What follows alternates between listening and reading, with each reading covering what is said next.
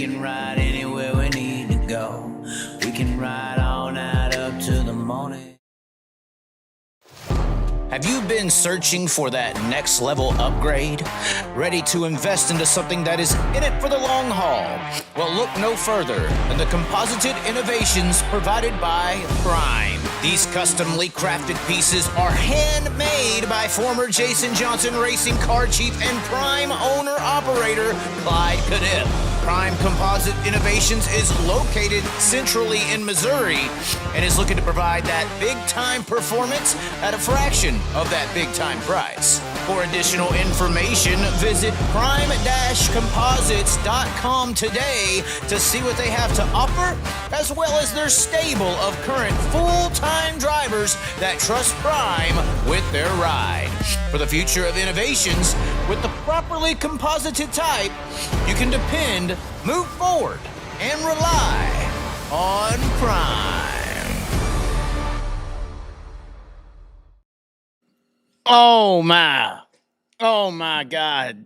Ladies and gentlemen, look at us. We're here. We have made it. Look at this stuff we got in front. Oh, it's a big, long black mic with a white bass, and that's all that matters. That's all that matters, as long as you put it on correctly and she enjoys her time. But regardless, we're not talking about that today. We have several things and topics to discuss. Obviously, the invasion has begun. We're going to get into what that actually means going forward in today's society and what to expect. My opinions on this are going to be a little bit different than you may think. Obviously, we have our Velocita hat on here. Little interesting what's going on with Velocita. But if you do perhaps go the Velocita route, be sure to let them know that the Chaz has sent you in. The DIRTTRACKCHAZ optician glasses, we don't have them on right now, but it's because we look so damn pretty in this lighting right now. We can't mess it up. And additionally, we got to give a big shout out to Clyde Cadiff over there at Prime Composite Innovations. If you have a 305, a sprint car, hell, a cell phone case, if you want something made out of carbon with Kevlar integration done the right way, hit up the people over there at Prime Composite Innovations, and they can hook you up with the best product. I think, personally, after going around talking to a bunch of people about it here on our little trip, just over a month now that we have been gone, we kind of turned this trip into our Australia trip, but we're in the States. Regardless, anything carbon fiber based, obviously we've already documented the Kevlar integration. Be sure to reach out to Clyde over there at Clyde, and he can set you up with the proper materials. Obviously, sprint car, open wheel racing is mainly what he specializes in, but you never know. You never know what you can integrate with. But if you do, let them know that the Chaz sent you, as well as DIRTTRACKCHAZ. If you go over there and get your opticians, they do accept insurance, but there is a special, the Chazzy special deal through DIRTTRACKCHAZ Racing Opticians. These are the same guys with the glasses, the Davenport and Shots, and all those guys. Like, they're winning on the track, we're winning off the track. That's all I got to say. Outlaws are finished. Yes. Oh, we haven't been able to do this for a while, guys, and I know keeping up with the Puerto Rican firecracker over there in Florida, she loved to see the chat, and the chat is back, guys. The chat is back. Hold on, we're bringing it up. I know you want to see the chat. Hold on. We know that y'all love the chat. There it is, guys. The chat is back. Outlaws finished. Jesse James, I'm telling you, it's over. I'm telling you right now, it is over. The Outlaws are finished for 2020. You think it's a joke? The funny thing is, you think what I'm saying here is a joke. You think I'm kidding. You think I'm kidding. Hold on. We were going to lead off the show with some normal topics before we got y'all to talking, but let me show you something before you think this is a joke. This whole Outlaws are over for 2025. Let me show you a picture. Okay? Let me show you a picture. Let's get over here. Why y'all keep running your mouth? The web is back, guys. The web is back. Yes, the web is back. Look at this. Do y'all see this picture?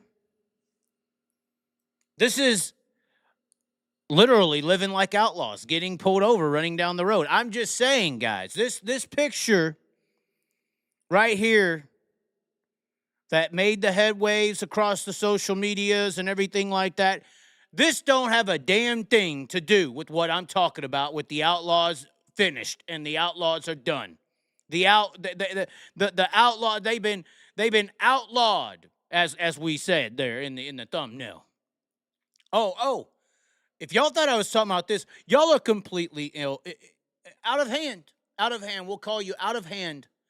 Just like the Democrats were out of hand when they didn't stand for the little boy with the cancer situation. I understand why they're not, standing up at every single thing like the Republicans were. But let's put this out there right now for why sometimes they weren't. I don't know if y'all saw the Democrats. They had little signs, and on the signs they had written on there false and true. And they were holding up the false sign like 8 times. And when you go research what they were saying he was lying about, it was actually true. I know it's just hard for some people in our Anglo-Saxon community to listen to this, and the Mennonites of Pennsylvania that tune into Sprint Car News. But it is hard for you to understand it. But yes, he was lying about a lot of things. I'm not gonna go. If y'all want to go see, y'all go. If y'all want to go see what he's lying about, y'all go type the shit in and type it on YouTube. What did Trump lie about during the address? Y'all, there's 4 or 5 hour videos out there. I ain't doing it. I'm just saying they're a piece of shit for not standing up for all the times, because Trump had a lot of people there that were very valid with their opinions and everything like that, and everything was true and honest, and the victims that he was pointing out, and the actual people that he brought there to, in a way, make his case for his side of ideology. That, that's kind of the bait and switch of the whole scenario. But they could have at least clapped and stood up a little bit for some of those scenarios that he was pointing out, especially that one in particular. Regardless, just like that situation, we're not talking about back to bait and switch. Oh, I've studied the best in the world. This situation right here has nothing to do with the Outlaws. You want me to show you what has to do with the Outlaws being finished? And hold on. Before we continue, I got a little a sound bite for you tonight. We're down here in Texas, all right? We're down here in Texas. And this is a device that has hooked me onto vaping. Listen to this. Listen to this thing go. Listen.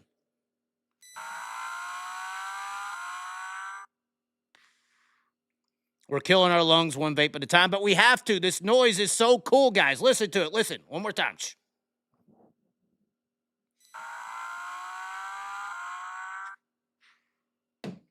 He was speeding down the road, guys. He was speeding down the road, probably living like outlaws, having fun, slinging T-shirts as he's rolling. But this doesn't have anything to do with it. This doesn't have anything to do with it. Let me show you how the World of Outlaws are done. Ladies and gentlemen, this is the points of the World of Outlaws Sprint Car Series right now. Jeremy Elliott pointed out how Kofoid's down 82, and he's like, he said he's only 82 points back because people were overreacting about Kofoid. Is the jury out on him already? He had such a bad Volusia there a couple of nights. He had a really good first night going, and obviously the jump in the cushion in 3 and 4 and flipping. Even though I do believe that was a non-points night, but the rest of the way, obviously, it seemed like maybe that was a primary car, and they had to go to another vehicle, and it just wasn't. And I don't know if that's fact or not. I don't know. Oh, you didn't go to another vehicle. They fixed it. But after that wreck, Michael Buddy Kofoid's speed and everything just somewhat vanished. He had a flat tire at the end of a race on the final night, I believe it was. And I think he had another flat tire at one point as well. But regardless, he's 82 points back. And even, Jeremy was like, calm down, guys, calm down. He's only 82. And when he said 82, he's like, no, 82 points is significant. It's like he caught himself in saying that, because 82 points is significant.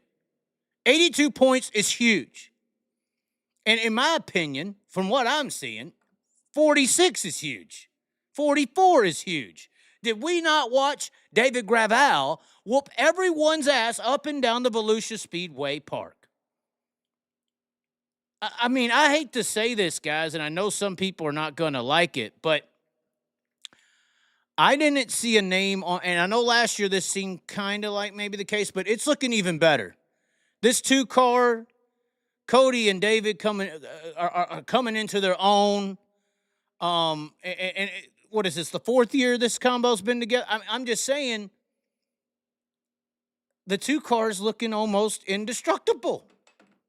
I'm not seeing another car out here even close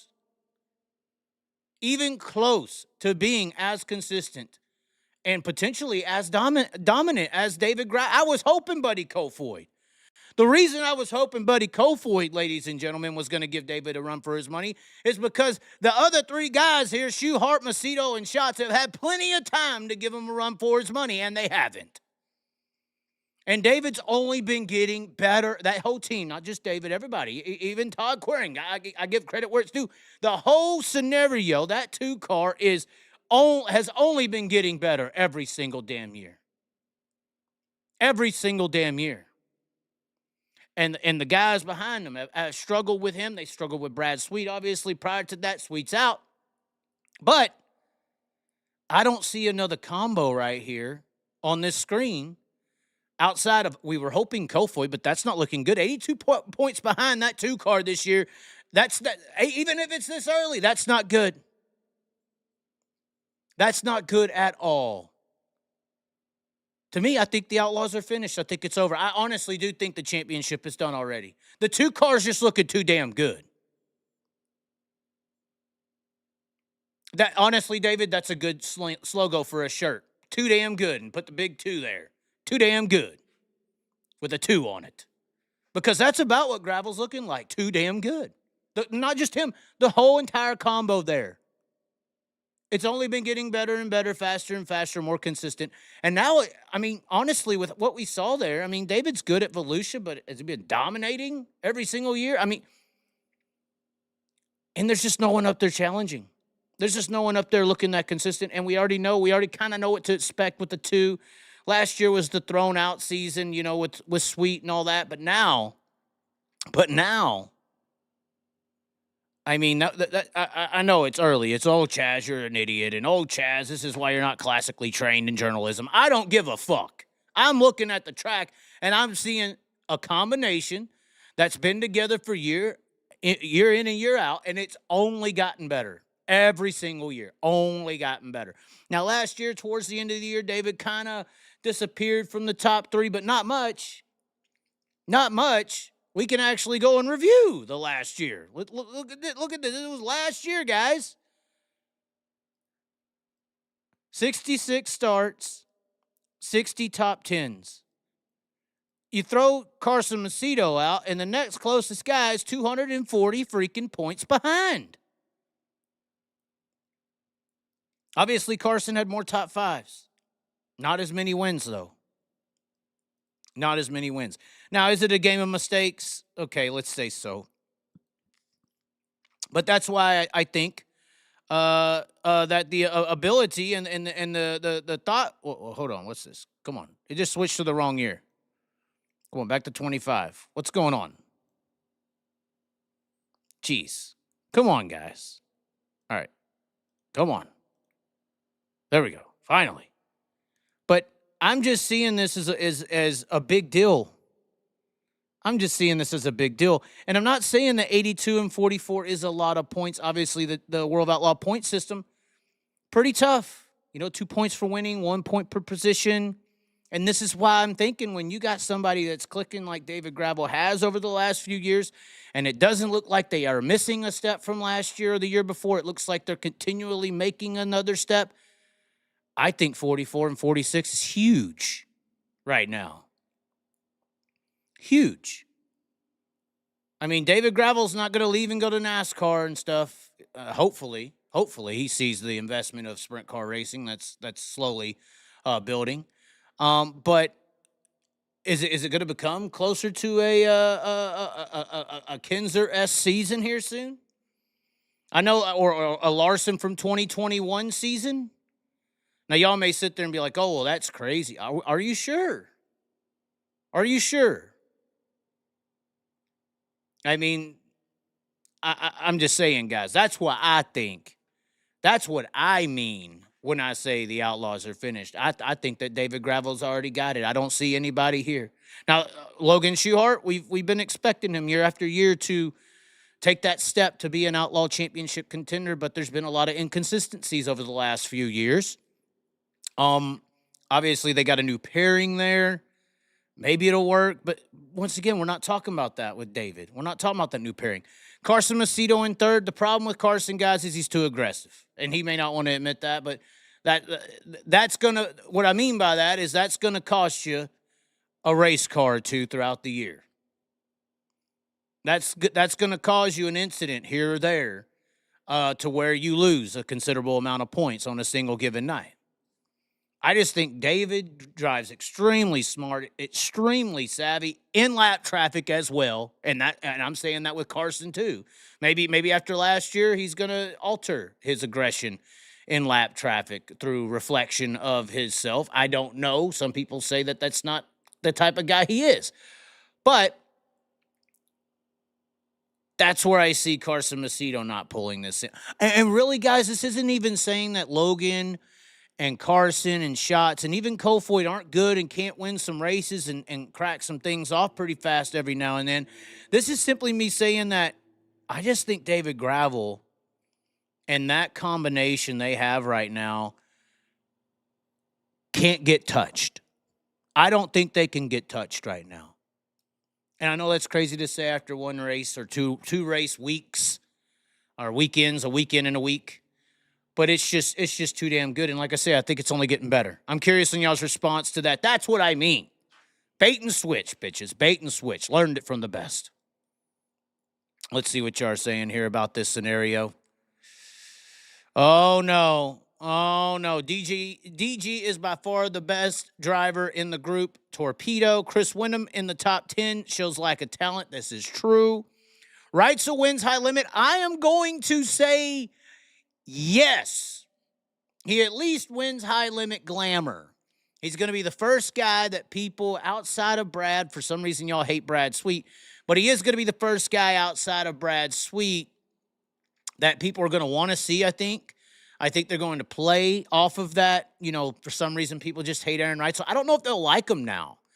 You know, that's a weird thing that happens in entertainment is sometimes you could bring a guy in as a heel and it just don't work as a heel. You could bring a guy in as a good guy, and it just don't work as a good guy.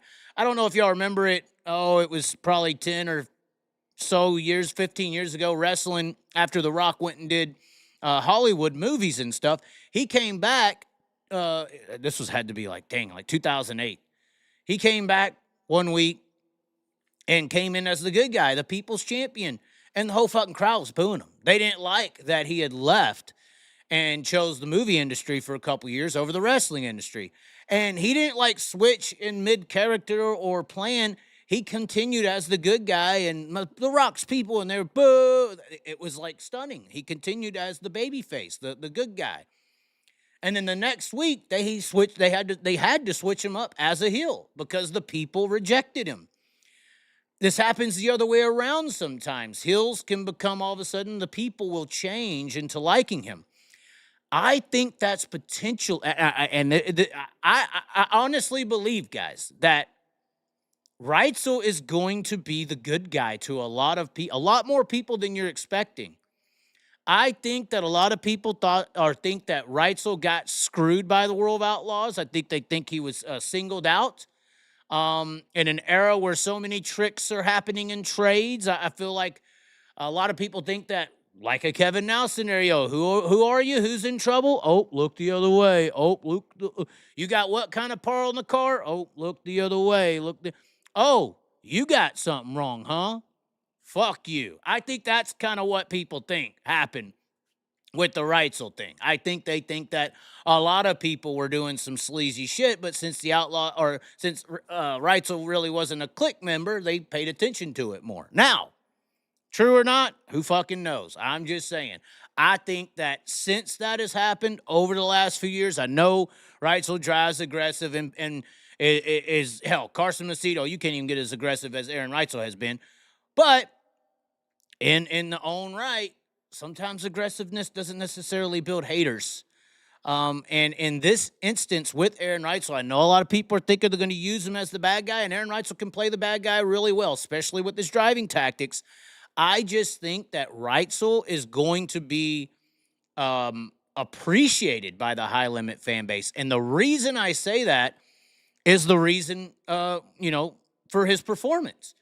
I think maybe he's cleaned it up a little bit. I know I'm probably going to eat my words on that one.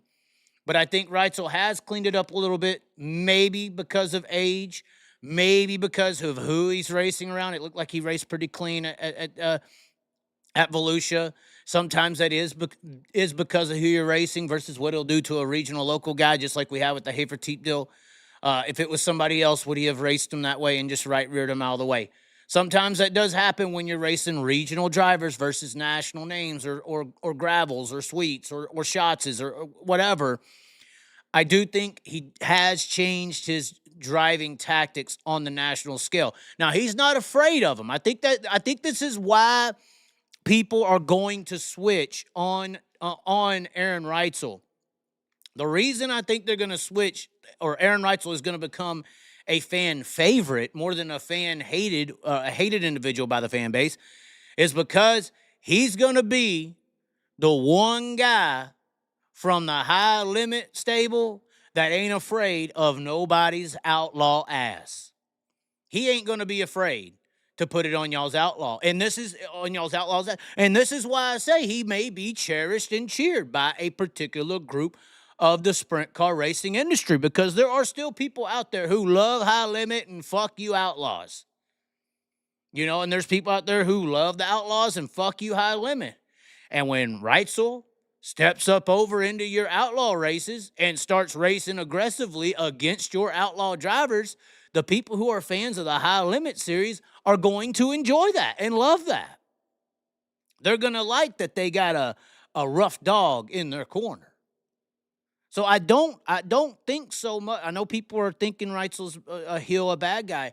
And I agree with you. Maybe the average high limit person who watches, or maybe the average sprint car fan who watches both, is going to see him as still this over-aggressive, dirty guy or whatever. But I'm telling you right now, there is still that split, at least in the fan base, to people who support high limit versus the outlaws.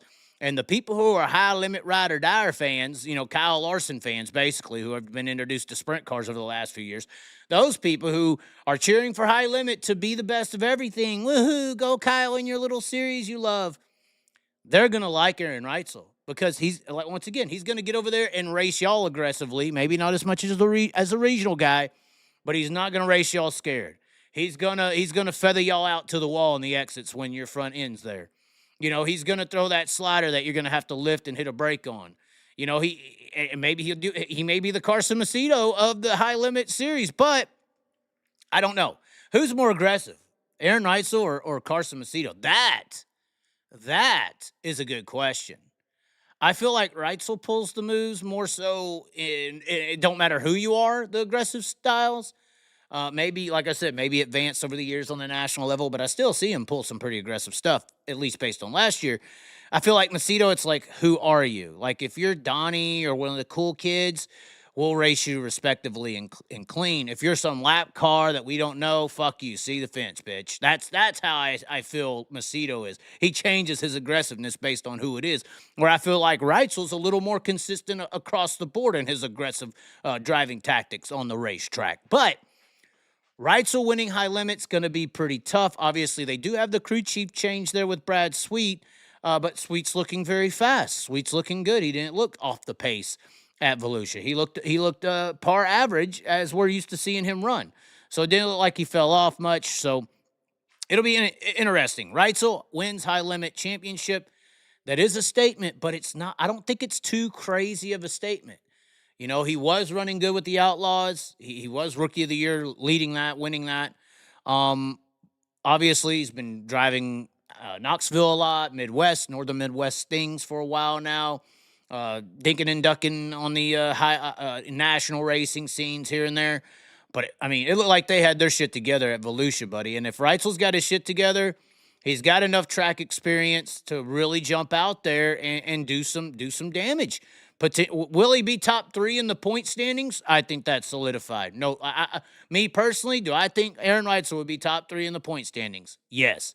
Can he beat Brad Sweet, which I still think is the horse out front? It's tough when you're going up against that 49 in a points racing scenario.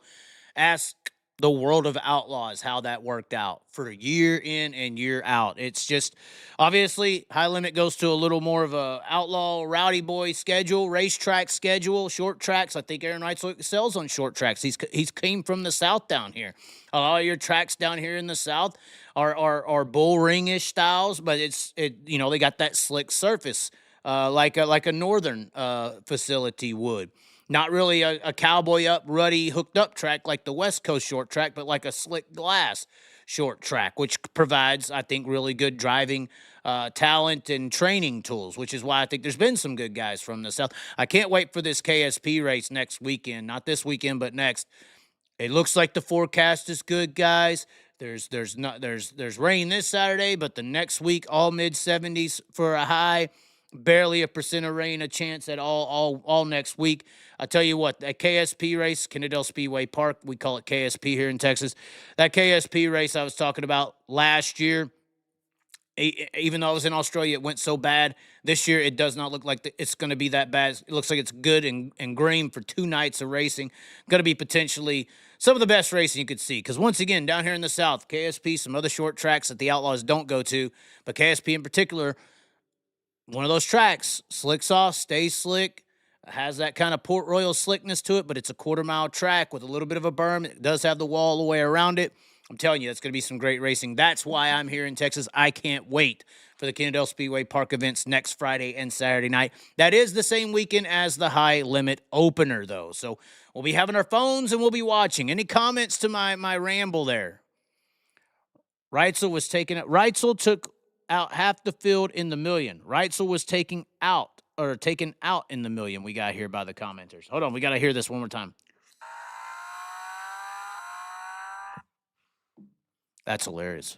Oh, by the way, we are in Texas. We have the Jumex Peach Nectar.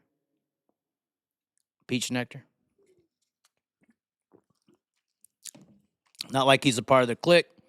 Winning races is more important than championships and dirt. Ron will be tough. AR is going to be a beast. Yes, I agree. Is Emerson Axum going World of Outlaws or True Outlaw schedule? According to Jeremy Elliott and everybody, he's just going to stay running wild. Get another year on pick and choose. So we'll see how that goes. Right, so was taken out in the million. Let's get back to the topics at hand before y'all take over the damn show. We can't let y'all take over the damn show. Speaking of the situation out in Vegas, I am hearing a little birdie is telling me that this guy's going to be there. Ty Gibbs tries out a sprint car. We got the clipping, the video. The invasion has begun. NASCAR to dirt, guys. And this is a lot of people are crediting Ty Gibbs for the reason we received Christopher Bell back from the NASCAR gods to play with us on our dirt surfaces of the earth. So he has come back down from the higher-ups, Christopher Bell. They've taken him. They've used him for whatever purposes, and now the sun god of Ty Gibbs wants to race dirt. We got Christopher Bell back, which is great, apparently. He's going to be at Vegas next week. I'm hearing Ty Gibbs is going to be there as well. We do have a little clipping of his test session here. Hold on. Litton Jeffrey posted it up. He doesn't look too bad, guys, although this is with just him on the track. Ricky Thornton Jr. probably looked just as good when he practiced, but that's a, multi-time Lucas Oil late model series champion with a non-wing victory.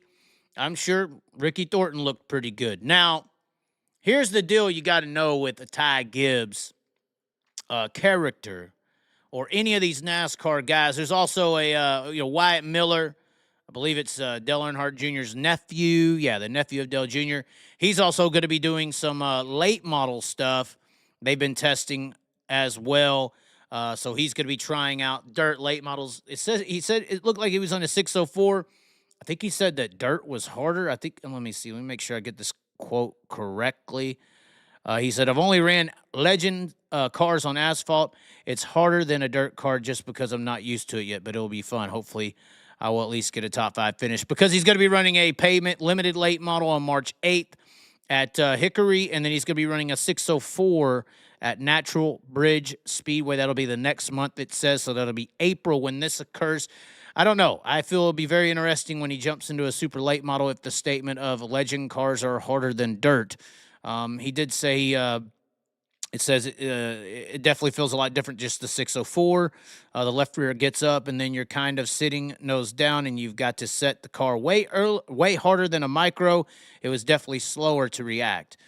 So, yeah, 6:04, imagine what a super would be like. 6:04 is probably pulling like, 450 horsepower. So half the horsepower of a super late model. We'll see what happens there. But I want to be focused on this Ty Gibbs situation. I want to be focused on this. Because, I mean, he looks good. He looks good going around the track. Now, when we look at this video, we have to understand that there's probably a lot of reasons that a Cup driver could get into a winged, in particular, sprint car and look pretty good. Now, one thing that we got to keep in mind, this is just practice. Once again, track. We haven't seen anybody full board around here. This ain't like David Gravel's out there leading them and showing them the fast line. We don't know what this is. It is a car going around the track. I got some video of me out there in race cars looking good going around the track. Don't mean I could have gone out there and beat Justin Sanders at Marysville Speedway. It just I had some laps going around the track. They look all right. I'm just saying. The last guy that we know from the Cup racing world that tried to run in wing sprint car racing outside of the Larson and Bells, which these are dirt racers in NASCAR, not NASCAR drivers in dirt.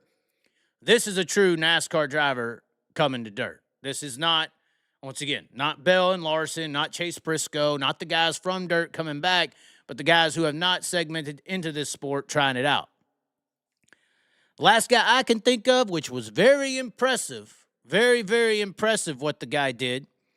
And that was Chase Elliott. Chase Elliott, of course, raced a few years ago on the West Coast at Merced in a 360 sprint car and actually fared pretty damn good, pretty damn well. I believe he was in a Tarleton car, and I think he finished sixth and looked pretty good out there. I mean, it was very impressive to see the adaptation. Now, obviously, that was just a local, or not. Actually, I think it was I don't think it was a SCCT race. I think it was just a 360 race. I believe it was with the midgets. So I think he was doing double duty. I'm not sure. Don't quote me on that. But whether it was SCCT or a local 360, the 360s on the West Coast are tough. They aren't World Outlaws, obviously. They're not high limit, but they're not simple. They're not easy. And Chase Elliott was very impressive in that outing. Now, I don't think he's done it ever since, and I don't think I've ever seen a NASCAR driver jump off in to the wing sprint car stuff since. So one thing that is, I will say it, beneficial to be a NASCAR driver coming to dirt and trying it out. I think the one hurdle that maybe even a Ricky Thornton Jr. faced in going from the super late model to the wing sprint car, and maybe some other guys who are from the fendered world per se, or even non-wing world per se, that go into the wing stuff. I think the one thing that the wing car does that none of these other cars do is speed. Speed, sensations, G-forces, things of that sort. If you've never been in a wing sprint car on dirt and you're used to super late models or non-wing sprint cars, when you jump into that wing car, you're going 20 to 40 miles per hour faster than you've ever been in your life. And when you do that, things are happening quicker. Things are the closing rates are quicker. Everything's just faster in the world around you when you up your physical body mass moving 20 to 40 miles per hour faster than you've ever experienced before in your life. The G-forces, when you go and throw the car into the corner, you're getting the loads you're feeling are greater than any loads you've ever felt. It's just a whole mind-blowing process when you have never been faster on an oval than in a wing sprint car. Now, I think that's where a Ty Gibbs or even a Chase Elliott do have an advantage, we'll say a little of an advantage, in coming from NASCAR into wing sprint cars versus a non-wing guy, a late model guy, a micro guy, whatever, versus somebody who's never done it. Because the NASCAR vehicles, they do get over that 160, 170, 80, 90, 200 mile per hour mark. And there is some sensations at some of their tracks that are higher loads than in that wing sprint car. So what I'm saying is the speeds and everything, and we've even Keith Coons, when me and Keith Coons talked about Larson and Bell going back and forth, it slows down. He was saying, you know, they say when they go over the dirt, asphalt, everything just kind of slows down. And it's true. Some of you in the iRacing world have experienced this yourself. Say you're a dirt guy most of the time in iRacing, and you go and run a cup race, or you run the cup series or this series or truck series for a week or so or a couple days, and you come back to the dirt stuff and everything's just happening kind of slower. And that's because of that speed, that sensation, the literal reality moving slower around you. So I do think that is where a straight up NASCAR driver can have the advantage over a straight up dirt guy who hasn't went to the wing sprint car level yet. And that goes a long way, especially when it comes to loads, especially when it comes to how quick things happen. Now, there is something to say for that, even though the speeds are not as high as NASCAR, and the loads are at some points not as high, but because you probably still pull a lot of G's when you're running, for instance, entering turn 3 at Williams Grove. You know, they don't really have that in the NASCAR or domain where you're running 135, 140, and then you just dip the car into the corner and shoot that direction.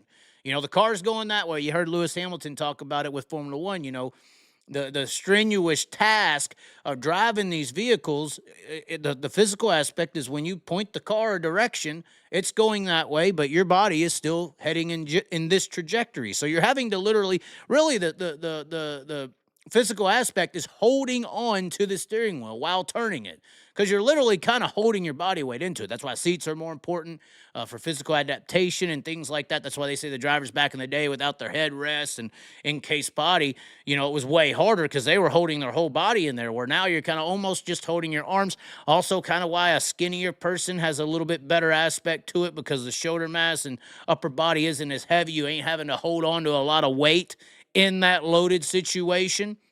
So you're not having to exert as much if you're a skinny armed, skinny shouldered person to be able to hold on to that steering wheel. Now, once again, you go to dip that car into the corner at Williams Grove in turn 3, you probably get pretty close to the sensation of gradually dipping a car into one at Atlanta, potentially. I'm not saying it's the same. Maybe a peak. It's definitely not as big of a corner. But I'm just saying there are some aspects that, due to the quickness of our racetracks and due to the fast speeds with the wings, you're literally a jet on the ground. There are some aspects probably where a NASCAR driver's at a disadvantage versus a late model or a non-wing guy, or hell, even some 360 guys, because of the quickness of things that are happening on the racetrack. So that's where I think most NASCAR people will struggle, is how much you really got to be up on the wheel. And maybe, you know, depends on the racetrack, obviously, track shape, things of that sort. Do you want to be up on the wheel a lot? Who knows? Like if you took a NASCAR driver to Knoxville and the track's tacky and wide open, or an IndyCar guy, they may be extremely good at doing that, because the loads aren't going to surprise them. It's big, wide, sweeping corners. The speeds aren't going to surprise them. It's slower than they're used to. And you don't really need to be up on the wheel. But if you take a Ty Gibbs, and this is why I was so impressed with the Chase Elliott, you take him to a Merced or a Silver Dollar or a Williams Grove, probably one of the most technical tracks, I think, is Williams Grove. They might be a fish out of water a little bit. Who knows? Who knows? But it'll definitely be impressive, especially with this being Vegas. If he does run at Vegas next week, to see what happens. Obviously, jumping into the big waters in a way with high limit. It's kind of like Gulf of Mexico versus Gulf of America here. But at the same time, it'll be interesting to see what happens. He looks good in practice. The only other thing that I think a lot of these NASCAR drivers are going to have an issue with when trying, maybe it's just for fun for them, but I truly do think a lot of and maybe Ty Gibbs, not him, but as far as the NASCAR fans, when they hear this, the competition level is just that damn high. It is just that damn high. If you put Chase Elliott in a World Outlaw event back when he tried the 360, will he make the show? I don't know. We saw Kyle Busch in a super late model a couple years ago at Volunteer Bulls Gap. He needed a provisional, got lapped twice. I mean, there are instances where guys are just not on par for the talent depth that this industry has. And you see that when Kyle wins a super late model race. It was like 2 years ago, Kyle lost a super late model race, actually, and you had fans in the NASCAR post talking about, I can't believe Kyle can't even win a little dirt race. This is like below trucks. This is below ARCA. This is a really bad look for NASCAR. Like, this was an actual comment. And, of course, we documented in the comments where plenty of NASCAR fans, when you talk about how good dirt is, they think that, any of their NASCAR guys can just come to dirt and win the Knoxville Nationals. I mean, they think Chase Elliott, they predicted he would have lapped the Knoxville Nationals like 3 years ago, twice. But I do think because of Kyle, I know we're giving credit, and because of some of the other tactics that's been used through flow and media, that kind of notion for the most part is pushed to the side, but I'm not sure how much. I don't know how much that notion is pushed to the side. Maybe for the Kyle Larson fans, that notion is pushed to the side because they listen to him and like him. And maybe for some of the NASCAR fans, they listen and now kind of know, but I still think a majority of the NASCAR fans are unfortunately 40 plus, and the sprint car fan, the motorsports fans are 40 plus, 35 plus. That's why I tuned to TikTok, because of the age gap is so much lower, trying to reach new people. For some reason, I don't understand it, but the Fender World stuff is way younger in their age demographic. You go to a super late model race, and the age demographic is, the 18 to 32, most of them. Whereas you go to a sprint car race, and it is the more elder crowd most of the time. Very weird, very odd.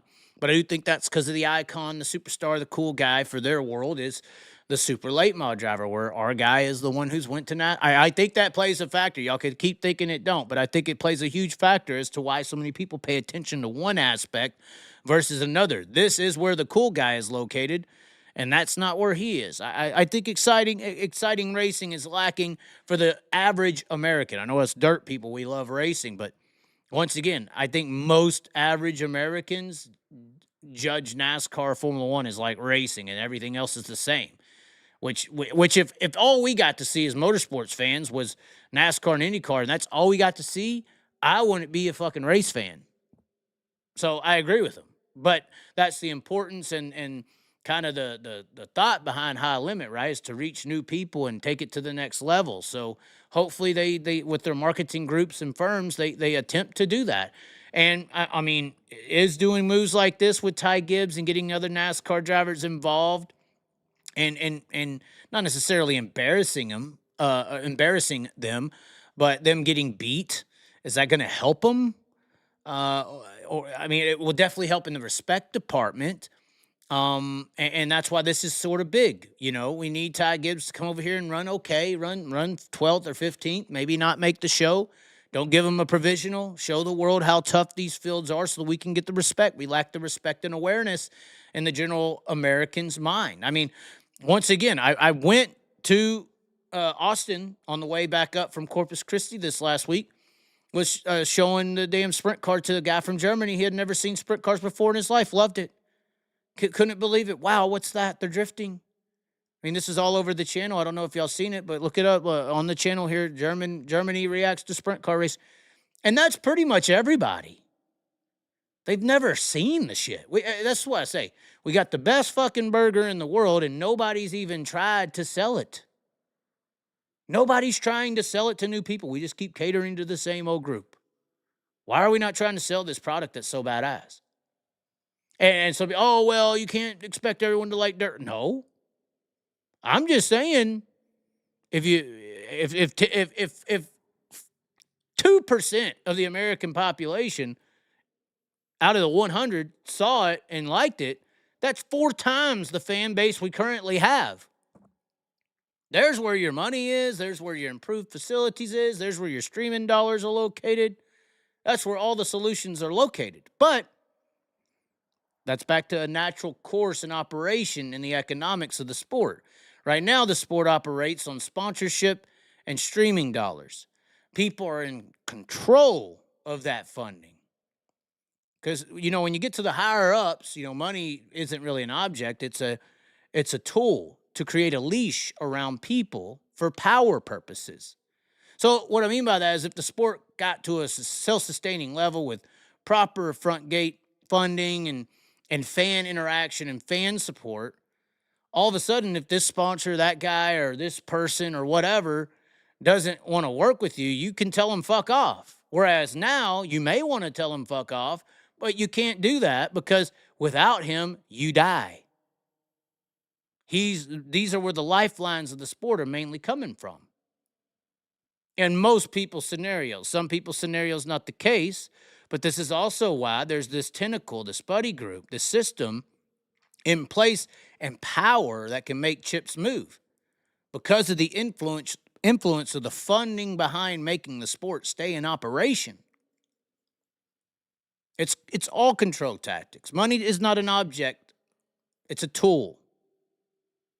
Anyways, this is getting too deep. Y'all don't even know where I'm going with that. Y'all probably don't even. I'm just saying, you get proper funding with fan and economical integration.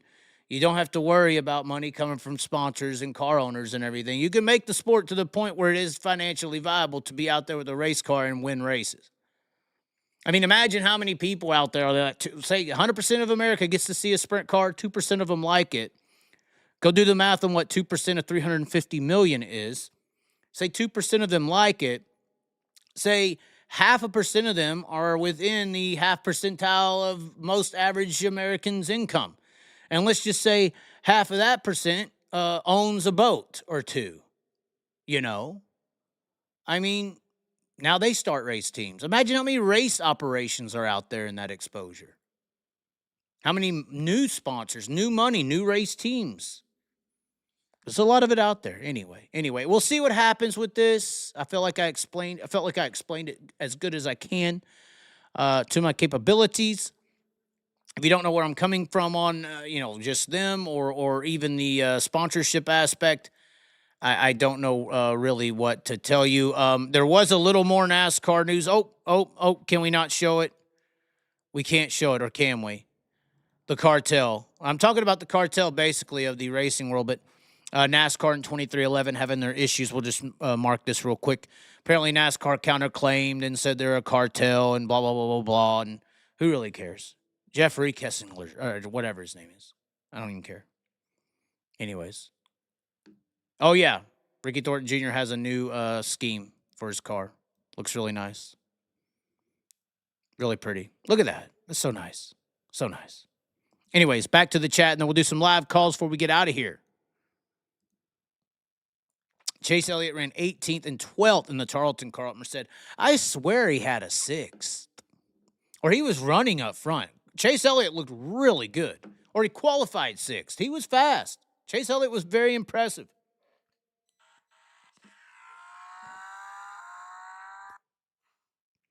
NASCAR stars have ego over talent. They also have funding over talent. There's probably 1,000 kids better than Ty Gibbs. He's just got that Ty Gibbs money. If you can't be on the best equipment, you'll never know how good you are. Money is everything. This is true. Look at Tanner Holmes, guys. How good is Tanner Holmes making that 21 look? I mean, not all bells down to earth. He didn't used to be down to earth. I think taking him away from dirt racing definitely smiled him up. He used to be the saddest face in the pitting area, or the pissed off one. He is going to own a team. Ty Gibbs, that would be cool. Expand. I think Joe Gibbs is trying to tentacle to CB Industries, and they might be like a partial deal. So it'll be interesting to see how that happens. This NASCAR fans loves grassroots racing just as much. Maybe I'm the minority. I just don't like the term grassroots racing. I think that dirt racing is a pinnacle. I think that grassroots, that term, is literally a lower form terminology. I think when dirt track racing was in its peak of popularity and payout, the word grassroots racing never existed.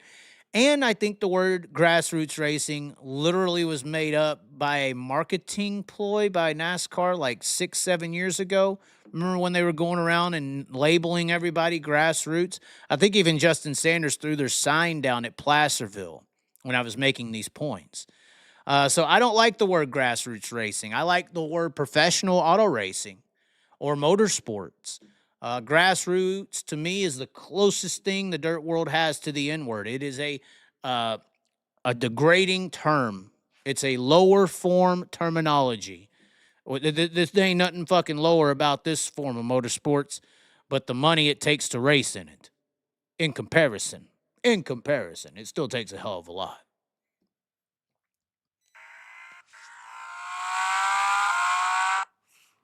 Well, that vape hit fourth gear.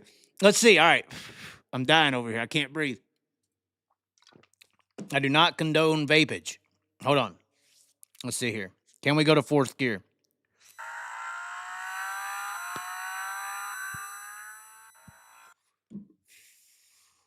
That vape is hilarious.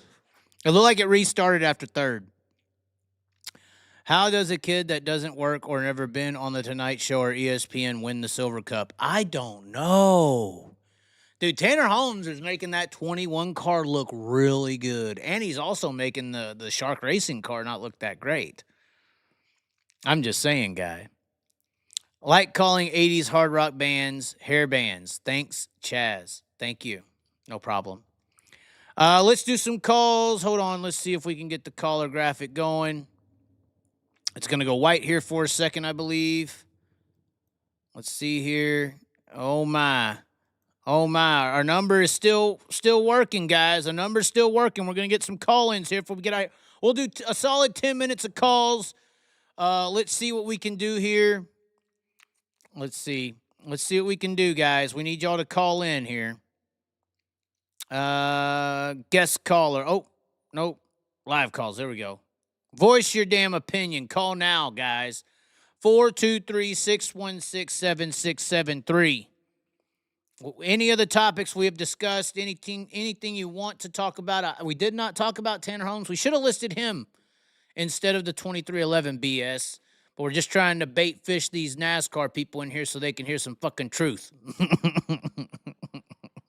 Bait fish. Oh, my. But once again, we're hat fishing. We're hat fishing, guys. We're hat fishing. That's what we're doing. Oh, yeah. We're hat fishing, buddy. Oh, yeah.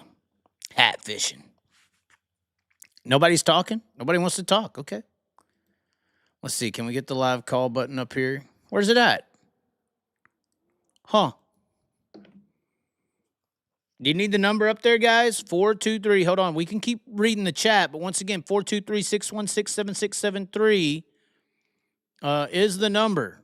423-6167 or 423-616-7673. Let's see it. Maybe we'll just look at the chat for the next 10 minutes. The cowboy hat was cool. We still have the cowboy hat. We actually got a newer one. I should have wore it. I'm sorry. Stephen Perlmutter. He has made the most of the rides he was put in, run up front, and it opens a few doors. I think he's referring to Tanner Holmes. Of course, Stephen Perlmutter, I believe father of Preston Perlmutter, who was very impressive at the last week here in Texas, down there in Corpus Christi.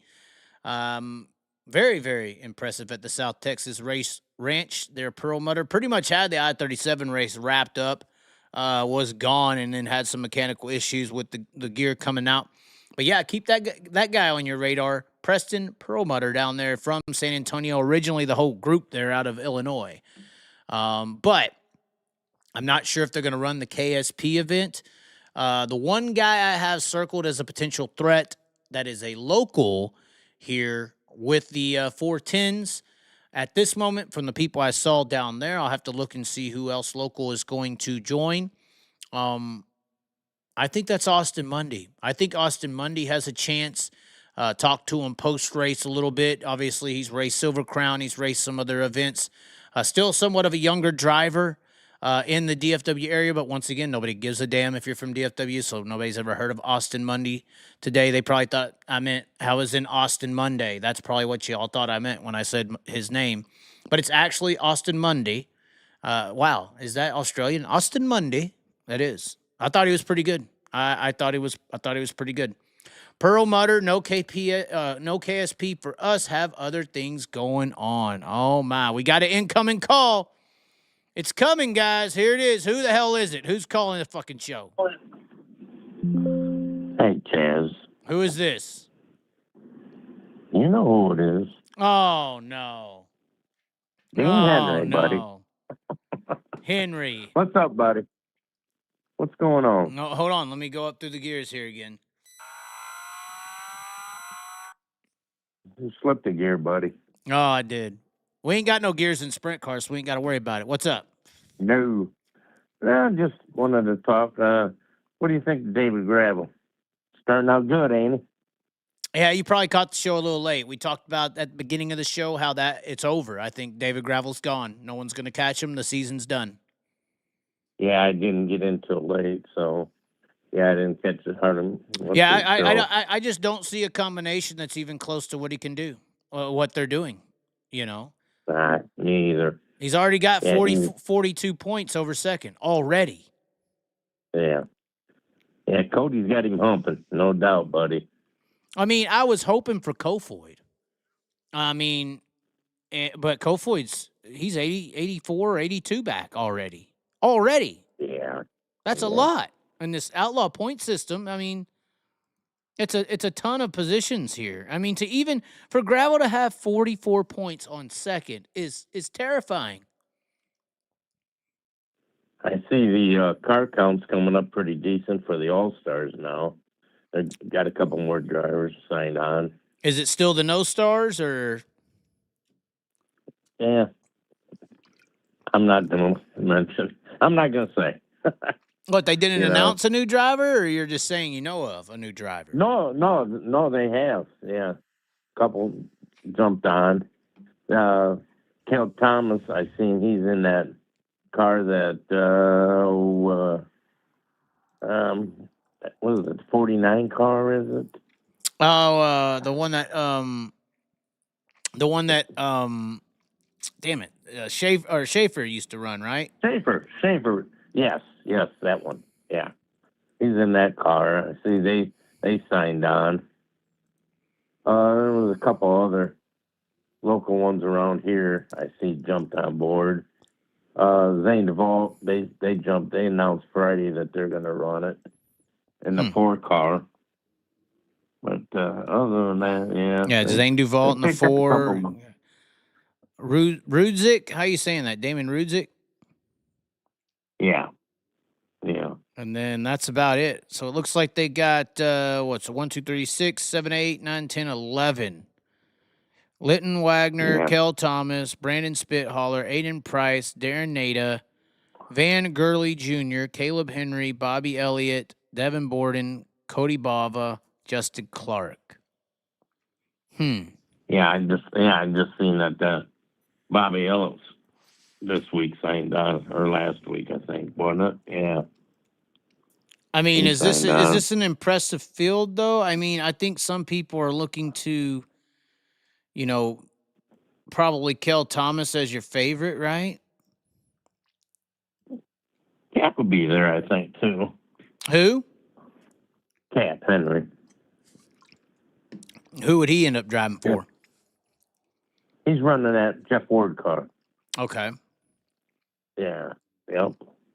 What about Borden? He didn't look too good in the Ohio Speed Weeks in that car. No. No.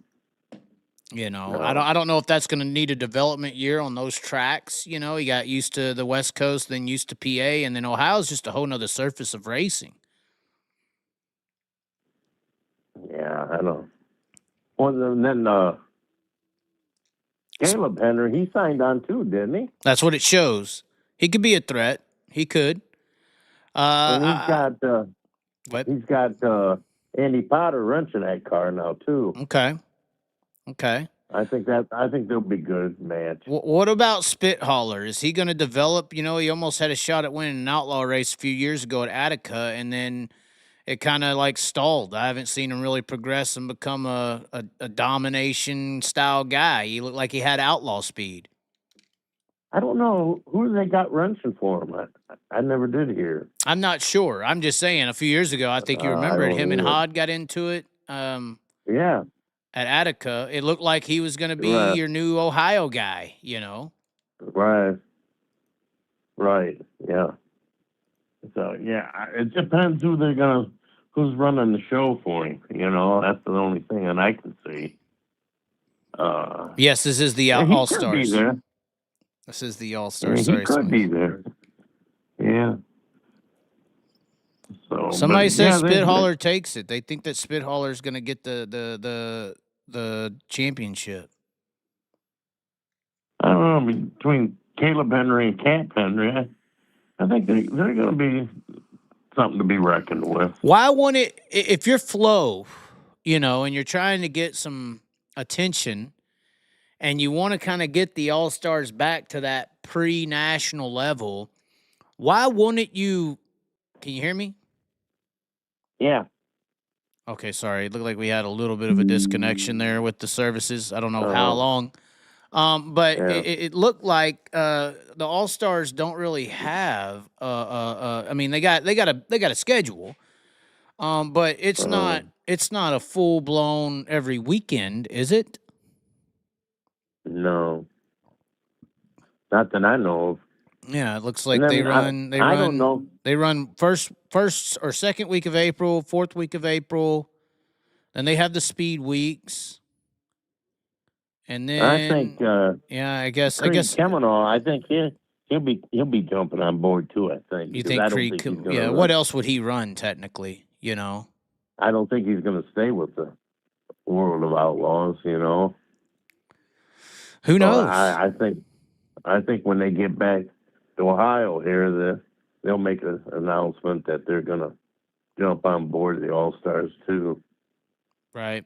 Yeah, it's only like 30 what do you- races. I'm just saying, if they want the All Stars to become this back to what it was, which was like that Busch Class Series level, I just don't know why you wouldn't pursue a Emerson Axum to try to establish that, because most people are assuming if Axum don't go national this year, he'll definitely go national next year.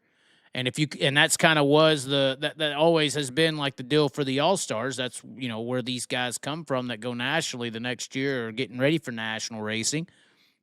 I don't know why they What do you wouldn't. think? I don't know why they wouldn't pay What- him. I don't know why they wouldn't pay him. If you put Emerson Axum on the All Star Tour, you're instantly going to increase your viewers on Flow. Yeah. Oh yeah. I totally agree. Well, and that's how So it what do should you be. think's going to happen to Aaron Fry's deal? I don't know, but it does look Yeah. like All Stars got the momentum on their side now. Oh yeah. And I thought a lot of them would you know, after Aaron actually bailed a lot of these guys out and give them something to run last year, and now they basically threw him under the bus. I think. I mean, that's my opinion. You can take it for what it's worth, but you know, they didn't have nothing. They didn't have a speed week, and all of a sudden Aaron Fry he comes to bat, you know, and gives them a speed week. And Right. now, you know, that's I don't know. I don't think it's right, but I guess that is what it is, you know. Yeah, 007 just said it pretty well. Axum, if you could add Axum and Macri to that list, you have almost a must-see All-Star Tour. Do you think Macri will jump on board? I think he's going to be a pick'em deal. I think they should I pay don't him. think- I know that both Axum and Macri look like they're going to be pick'em teams, but those are the Yeah. teams that the All-Stars, if they want to go back to what they were, those are the teams that they should be pursuing. And I think Flow Racing should be supporting that, you know, if they want it to be that again. They should be paying them, you know, and I hate to tell the other drivers that, you know, Emerson Axum and Anthony Macri deserve this much to be at our events, but I think they do. I know a lot of people are doing that Power I National in the Midwest this year. So 410 racing kind of reigniting here in the Missouri, Oklahoma, Texas area a little bit nationally. I guess Power I has a national series now, but yeah, What I do you think if think you added Axum and Macri to that lineup, you have a hell of an all-star series this year. What do you think would happen if Sunshine would jump on board? Never He'd will win happen. it, don't you think? No, he's already moved I up. don't think it will either. Now, if Peck, I don't think it what will. about Peck steps back down? What the hell's going on with that? I mean, geez. I don't know. Somebody says Yeah, disagree. he would All be- stars needs to build new stars. Well, I mean, Axum and Macri. I mean, they are stars, but they're not nationally. They're not. They're not outlaw or high limit guy right now. So No. Yeah, I mean, if one of them guys would be a surprise jump on board guy, yeah. well, I just think, and I'm not Yep. being disrespectful. The people who are going to benefit from that move is Flow Racing. So I think Flow Right. should be supporting that. But I don't think they will, though. yeah, somebody just said it payout isn't enough to bring in those types of teams. That's why you got to forward money. Right. Yeah, because they act like that's lots of money, and it's not. It's not a big purse. My opinion. Do No, you think it is? No, it's not. It's not. I agree with what they're saying here. You just Yeah. you just have to make it worth their while. It depends on how much you want the All Stars to be successful again. Yeah. Yeah. I mean, don't wait till the end of the year, the Jim Ford Classic, and pay $10,000 or something. I think that's what that's saying. Other than that, you can go anywhere in PA and run for that kind of money, don't you think? Oh, I'm pretty sure. And that's why I think, Macri and I don't know. I think he's going to stay in PA. I really do. It's smart to stay in PA. I mean, obviously, this would be a pipe dream. I don't know if it would be so out of the sorts for them to land Axum if they were to provide the right funding, though. That team makes sense. Oh yeah, that makes more sense than Macri. Right. I think. Well, the commenter just- said Macri, but I would agree. If you was to add Macri and Axum, you'd have a hell of a lineup. That would put you yeah. above. Because right now, All Stars ain't no bigger to me than IRA or NARC or any. It ain't no bigger than any of these regional series. Whereas the All Star Circuit of Champions used to be viewed as a little bit higher than all the regional series. It used to be that little step down from the Outlaws, like Get Ready series. But if you could land an Axum and a Macri, that would put you back to that plateau, I think, is what he's saying. I agree. I don't think the All Stars is paying any more money than what that Great Lakes series does, are they? I'm not sure. That one Barry's got? I seen him on a show, I don't know, a couple of weeks ago, and I mean, they got some pretty good shows coming up. Well, and then, GLSS, and then I guess Fast is racing next week at Pennsylvania. Oh, are they? I didn't see that. Yeah, that Pennsylvania Motor Speedway or whatever it is. Okay. Yeah. He don't have that many cars signed though, does he? I don't think so. Yeah. Handful. Hmm. And that's I don't see where he's gonna be able to draw the people if he ain't got a couple of hot shoes in there. I don't see none. But maybe one of these guys will fall off and jump on. I don't know what kind of point fund he's got.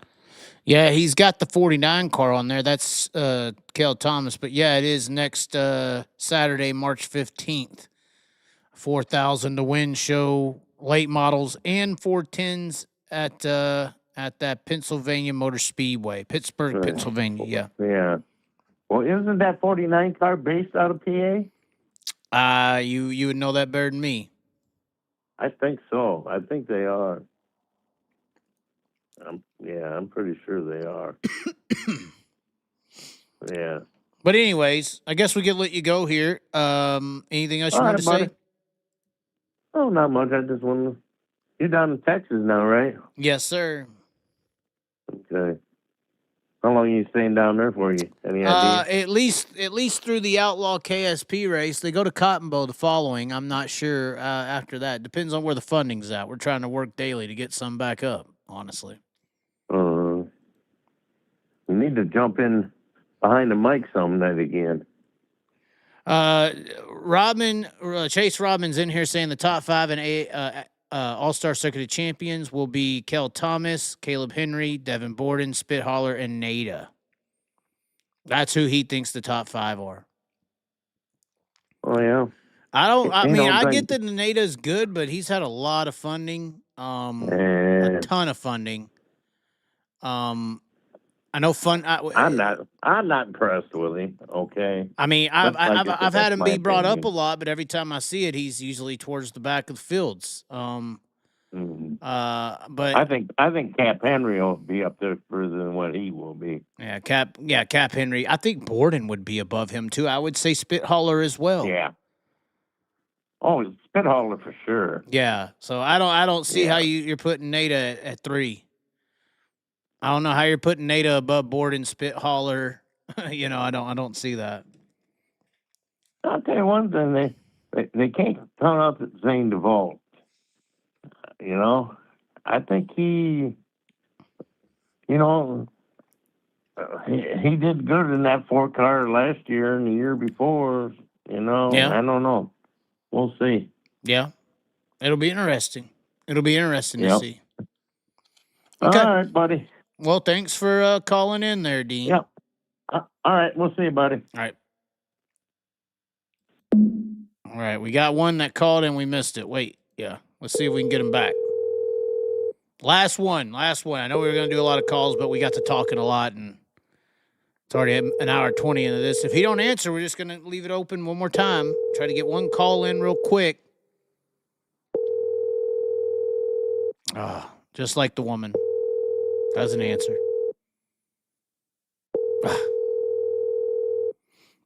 Ringing over and over. Okay, that was a 209. Hold on, we'll give it one more shot. Oh, we got a little screen freeze. One more shot. 423-616-7673. We'll give you one more shot to call on in, and then we will call it a show here, ladies and gentlemen. 423-616-7673. Don't recognize the caller ID. It was a 209 area code. I wonder if I got somebody 209 on my phone. Let me see here. Let me see. Keypad. Let's see here. 209. I don't have a 209 on my phone. So who could it be? I don't know. They're not calling back. Not calling back. We're reading comments.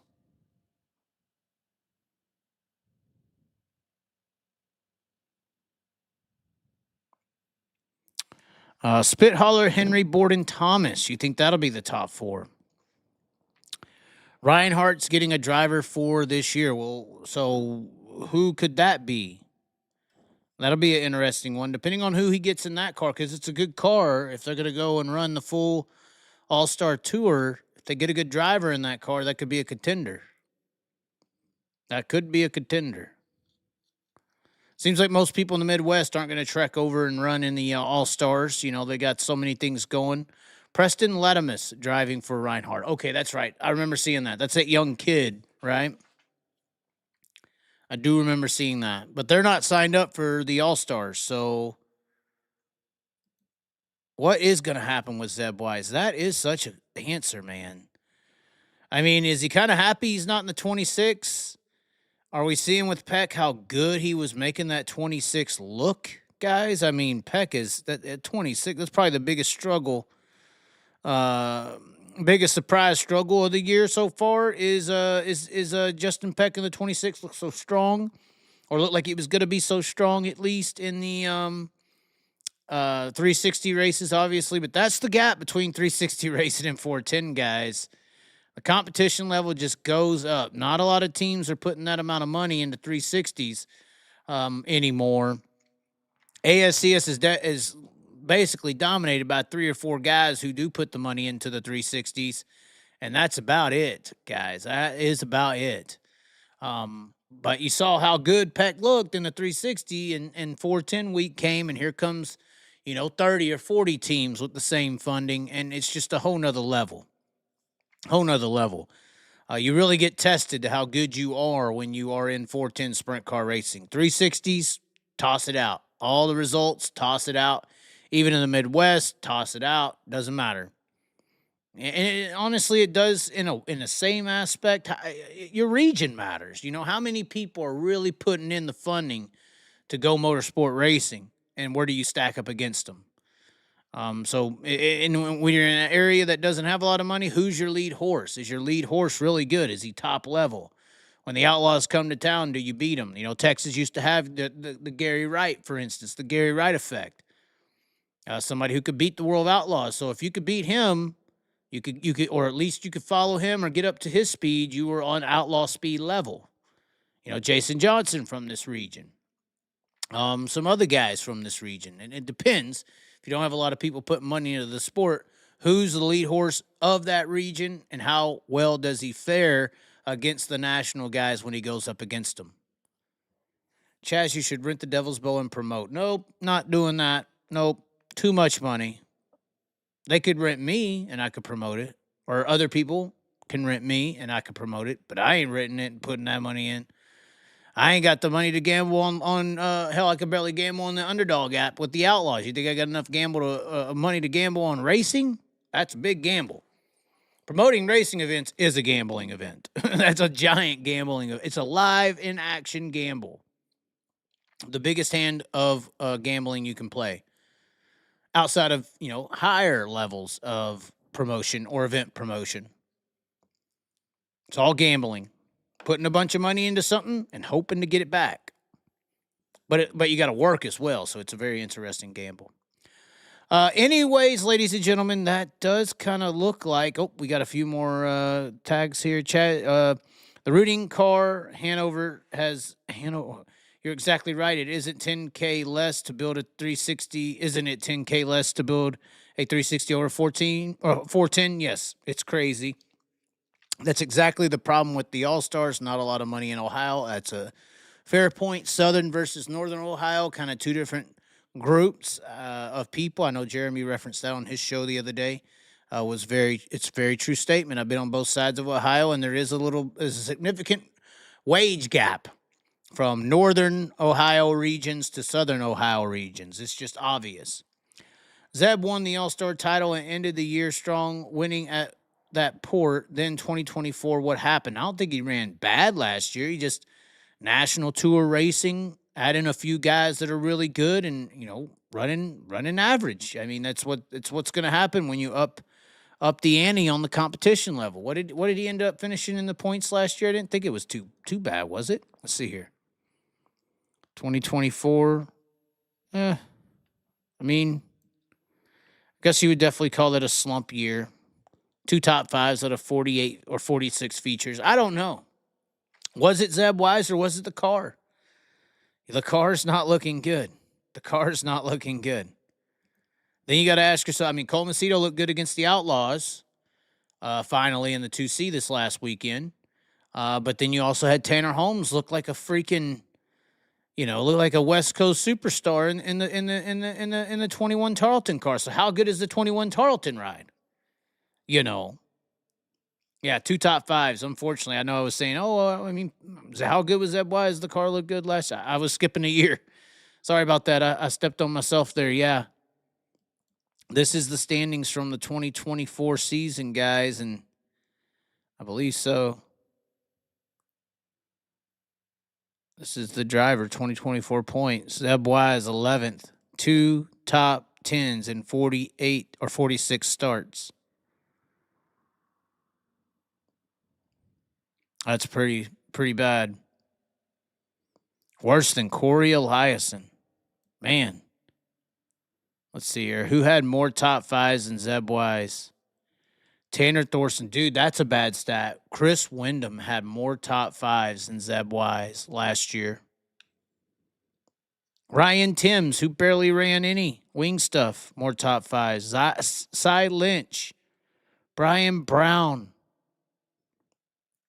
Reutzel, Justin Sanders had more top fives. Shane Golobic had more top fives than Zeb Wise. I like Zeb Wise. I don't want this to be a bashing deal. Justin Woodall had 2. Carson Macedo, obviously. DJ Neto had 1. He's closing in. Darren Pittman had 2. Yeah, looks like that's where the top 5's in. Oh, Logan Schuhart, Michael Kofoid, Forsberg. But anyways, ladies and gentlemen, yeah, 2. That's it. 2 top 5s for Zeb Wise. That's pretty bad. Pretty bad. Zeb, I think that Charlotte crash messed him up. I'm not sure. Anyways, what I am sure of is the show is closing. Once again, thanks for tuning in. We may be able to pull a few more of these live with the graphics, with the chat shows off over the next 2 weeks, leading up to Kennedale Speedway Park's World of Outlaws Cowtown Classic next Friday and Saturday night here in the DFW area. If you want to come and check out one of the best races you're going to be able to see, the weather's great. Everything looks good. Hold on. We'll give you a little bit of a preview to the weather here. Let me get this weather app up. If it's changed, I'm going to be so mad. Going to be so damn mad. I'm going to be pissed off. Absolutely pissed off if the weather for the 10-day forecast has changed. Let's see here. I'm not even going to look at it. I'm not even going to scroll. So, oh my. It's got partly cloudy. That's fine. Windy, a little windy. It'll dry the track out. That is the forecast for next Friday and Saturday night's events here at the Cowtown Classic. So you got a 13% chance of rain, 82 degrees. It's going to get a little chilly at night, but still could sustain the wind. It's definitely going to have some interesting wind chills. Not going to be the hottest day. The next night will be a little cool as well, but 44 and 50, guys. I mean, is that really cold, especially when you're from Iowa? But once again, 0% rain chances in the day and night. Friday and Saturday at Kennedale Speedway Park. It is on for that event. And once again, sunny most of the week. No chances of rain. The track is, minuscule chances of rain. The track is going to be in premium condition leading up to Friday and Saturday's events. They're in Fort Worth, Texas. That wind chill Saturday night, 44 at 10 to 15 miles per hour. That's going to hurt, but it's going to be worth it. Ladies and gentlemen, it is going to be worth it. Once again, ladies and gentlemen, thanks for the awesome show. Comments there. PayPal, Venmo links. If you want the show to continue, they're in the description. We've been spinning and going. It's tough out here. It's hard out here for a pimp.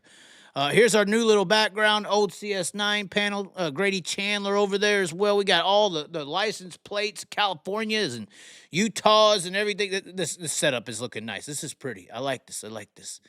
Anyways, ladies and gentlemen, thanks for tuning in. As always, be sure to like and subscribe to the channel. We appreciate y'all tuning in. We will be back here tentatively scheduled for Friday, as it says, Monday, Wednesday, Friday. And that's the schedule. We've pretty much kept this whole go, and we're going to try to keep that going. Anyways, ladies and gentlemen, thanks for tuning in, and we will catch you next time.